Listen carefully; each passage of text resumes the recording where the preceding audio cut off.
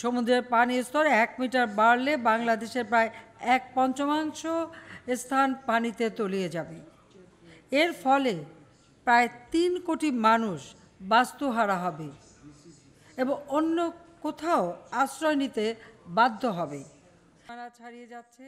এই অস্বস্তিকর পরিস্থিতিতে সবচেয়ে বেশি ক্ষতিগ্রস্ত হচ্ছে বিশ্বের অরক্ষিত। 2টি ট্রাইব্যুনাল গঠন করেছে।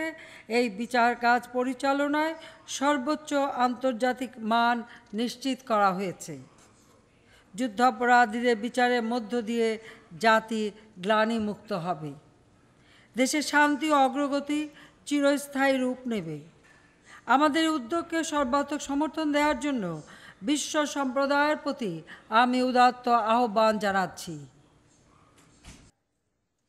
বাংলাদেশ জাতিসংঘ শান্তি মিশনের সর্বোচ্চ আমাদের সরকার জঙ্গিবাদ ও উগ্রবাদকে আদর্শগতভাবে পরাজিত করতে গণতন্ত্রকে শক্তিশালী করেছে।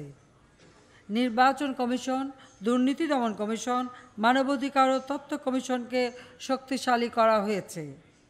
বিগত 4.5 বছরে জাতীয় সংসদের উপনির্বাচন, সিটি কর্পোরেশন, পৌরসভা, উপজেলা ও ইউনিয়ন পরিষদের 5,777টি নির্বাচন অনুষ্ঠিত হয়েছে।